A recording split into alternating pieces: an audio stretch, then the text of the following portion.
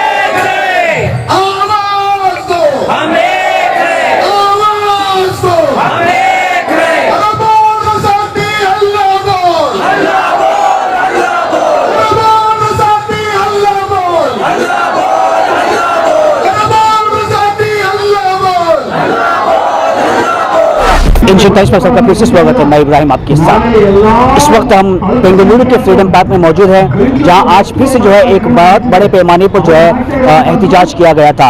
आप मेरे पीछे देख सकते हैं, यहाँ पर जिस तरह से लोग जुड़े हुए हैं, सबकी एक ही डिमांड है, जो वक्फ बोर्ड पे जो बिल वक्फ अमेंडमेंट बिल जो पास हुई है, ये जो है अनकॉन्स्टिट्यूशनल बिल है।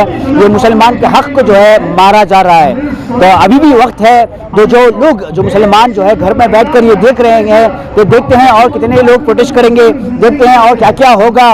उसके बाद हम बाहर निकलेंगे, तब तक जो है बहुत देर हो चुकी होगी, क्योंकि यही वक्त है जब हर एक मुसलमान को जो है अपनी जिम्मेदारी समझकर आज वक्फ अमेंडमेंट बिल के खिलाफ जो है एहतिजाज करना है, वक्फ अमेंडमेंट बिल के खिलाफ आकर आवाज उठानी है, क्योंकि वक्त बहुत कम है। अगर वक्त निकल गया तो वक्फ को बचाना जो है बहुत मुश्किल हो जाएगा। आज जो है शहर के अलग अलग कोने से जो है यहाँ पर नौजवान जुड़े हुए हैं और इन लोगों का ये डिमांड है कि वक्फ अमेंडमेंट बिल को जो है रिजेक्ट की जाए। और सुप्रीम कोर्ट में जो है बहुत से तंजीमें जो है अपील करने वाले हैं, एक पिटीशन फाइल करने वाले हैं कि वक्फ अमेंडमेंट बिल को जो है स्टॉप करी जाए। तो देखना यह है कि क्या होगा, ये एहतिजाज कहाँ तक पहुँचेगा। क्या बेंगलुरु शहर के अंदर और रियासत कर्नाटक में अलग अलग जगहों पर क्या मुसलमान अपनी आवाज़ को बुलंद करेंगे?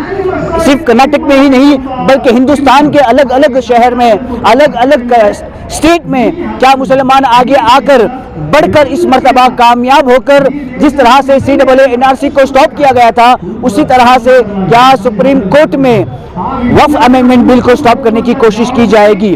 तो आइए कुछ लोगों से बात करेंगे जो आज इस एहतिजाज में यहाँ पर जुड़े हुए हैं और देखते हैं इनका क्या कहना है। देखिए, सबसे बड़ी खुशी की बात है, आज रोडों पर सड़क संसद के जरिए से जो वक्फ अमेंडमेंट एक्ट 2025 अनकॉन्स्टिट्यूशनल जो पास किया गया है, इसके खिलाफ we the people of India यानी सिटीजन्स ऑफ इंडिया, हमारे बैनर को छोड़कर, हमारी आइडेंटिटी को छोड़कर हम सब मिलकर यहाँ बेंगलुरु के फ्रीडम पार्क में एक बहुत बड़े पैमाने पर एहतजाज हम दर्ज कर रहे हैं। क्योंकि इस इंडिया में जितने भी काले कानून आए हैं, वो काले कानून के खिलाफ अगर पार्लियामेंट में नंबर गेम की बुनियाद पर इंडिया हुकूमत जो पॉलिसी बनाना चाहती है, तो उसको सड़क संसद के जरिए से इस मुल्क के लोगों ने उनको बैक भेजने पर मजबूर किए हैं। इसकी जिंदा मिसाल है जो सिंघू बॉर्डर में फार्मर्स के एंटी फार्मर्स जो बिल आई गई थी, 750 फार्मर्स की शहादत के बाद वो बिल को वापस जाना पड़ा।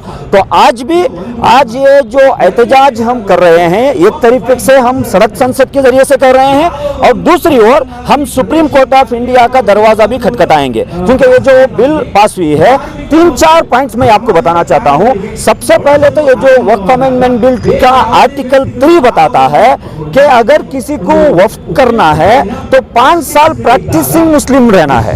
तो मैं पूछना चाहता हूं नरेंद्र मोदी, अमित शाह से, क्या आप मुसलमानों के घरों में CC कैमरा लगाकर ये देखेंगे क्या वो नमाज पढ़ रहा है, क्या तहज्जुद कूद रहा है, क्या रोजा रख रहा है, कैसे उनके आप ऑब्जर्वेशन करेंगे? ये कौन सा कानून है? और आर्टिकल 3 बार ये में कहा जाता है, अगर कोई गवर्नमेंट और वक्फ के लैंड में डिस्प्यूट हो जाए तो डिस्ट्रिक्ट कलेक्टर जरिए का ऑफिसर को आप इसको डिसाइड करने के लिए यानी रिपोर्ट देने के लिए पेश करने की ये अमेंडमेंट ला रहे हैं। तो मुझे बताओ, आज तक जो डिस्ट्रिक्ट कलेक्टरेट को अपॉइंट करने वाला स्टेट गवर्नमेंट है, कोई एक डिस्ट्रिक्ट कलेक्टर स्टेट गवर्नमेंट के अगेंस्ट कोई वर्डिक्ट दे सकता है, कोई रिपोर्ट दे सकता है? यानी ये बिल्कुल अनकॉन्स्टिट्यूशनल। और इसी के साथ ये सेक्शन 70 ये बताता है, अगर ये वक्फ बिल में अगर किसी को वक्फ बिल के वक्फ की जायदाद को अगर इस्तेमाल करना है, तो इससे पहले क्या होता था, कोई भी अगर वक्फ को वक्फ करता था लैंड, तो वक्फ पे यूजर के जरिए से हमें बहुत सारे लैंड मिली है। तो 40 पुराना जो अमेंडमेंट पुराना जो एक्ट है उसका सेक्शन 40 को बिल्कुल निकाल दिया गया है। तो ऐसे बहुत सारे कॉन्स्टिट्यूशनल अगेंस्ट अमेंडमेंट ये लाए हैं। तो आर्टिकल 25, आर्टिकल 14 इस इंडिया का कोई भी मजहब का क्यों मानने वाला हो, उसके मजहब के इंस्टीट्यूशन को चलाने का, मजहब के इंस्टीट्यूशन को मैनेजमेंट करने का, उसके मजहब के तौर तरीके से उनके इदारों को चलाने का राइट हमें देता है। बाबा साहेब अम्बेडकर का दिया हुआ संविधान के ऊपर यह हमला है। लिहाजा social democratic party of India सिर्फ अभी तक 1000 से ज्यादा एहतजाज भी दर्ज कर चुकी है। और हमारे नेशनल वाइस प्रेसिडेंट शफी साहब के नाम में कल ही हम सुप्रीम कोर्ट में रिट पिटीशन भी दायर किए हैं, वो भी सुनवाई होगी, वहां पर भी हम आर्ग्यूमेंट करेंगे और दोनों तरीके से इसको हम बिल्कुल इसको डस्टबिन में डालने के लिए मजबूर करेंगे।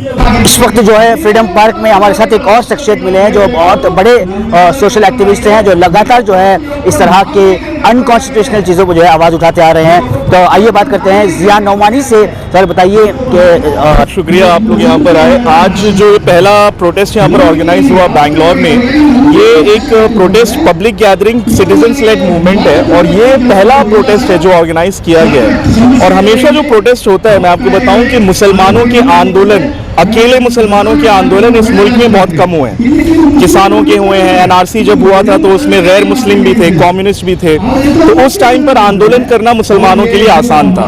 अपना खुद का मुख्तलिफ आंदोलन अकेले करना मुसलमान ने इस देश में बहुत कम किया है। वक्फ एक ऐसा इशू है जहाँ पर बहुत सारे जो गैर मुस्लिम है इस इशू को समझ नहीं पा रहे हैं। उनको ऐसा लग रहा है, जो सरकार ने एक मिस इन्फॉर्मेशन फैलाया हुआ है कि वक्फ ज़मीनें हथियाई गई हैं, वक्फ के ऊपर केसेस हैं, उसमें करप्शन है, हमारे खुद के लोग उसमें मुब्तला हैं उस मिस इन्फॉर्मेशन में, और उनका भी कई लोगों का ये मानना है कि सरकार जो कर रही है वो अच्छा कर रही है। तो इसीलिए ये मोबिलाइजेशन मीटिंग बुलाई गई जहाँ पर एक्टिविस्ट और पॉलिटिकल एक्टिव लोग हैं।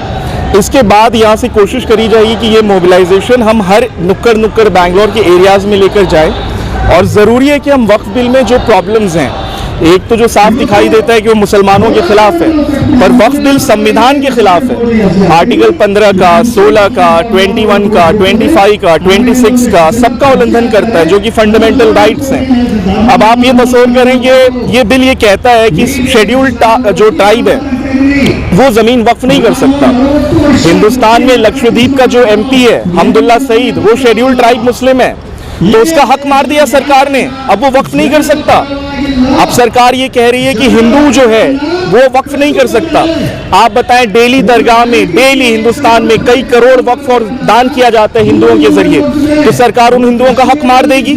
तो ये बिल सिर्फ मुसलमानों का असॉल्ट नहीं है, ये मुसलमान के ऊपर पहला असॉल्ट करके आगे जाकर मंदिर, गुरुद्वारा, चर्च, इनकी जमीन लूटने का प्लान है। आरएसएस ने अभी 3 दिन पहले, परसों की बात है, ऑर्गेनाइजर में लिखा था कि वक्फ के बाद हम ये देखेंगे कि चर्च में कितनी जमीनें हैं। तो उनकी मंशा साफ है कि माइनॉरिटी पे अटैक करके सारी जमीनें उनकी छीनी जाएं। तो ये मैं आपको फिर से वाजे कर दूं और मेरी रिक्वेस्ट है आपके थ्रू सबको मैं बता दूं, बैंगलोर के जो गयूर हिंदुस्तानी हैं जिन्होंने एनआरसी में आकर सरकार को घुटना टेकने पे मजबूर कर दिया था, ये उनकी जिम्मेदारी है कि इस आंदोलन को लोगों तक पहुंचाएं और इससे जुड़ें और एक सिटीजन लेग प्रोटेस्ट के साथ जुड़कर बात को अपनी आगे ले जाएं।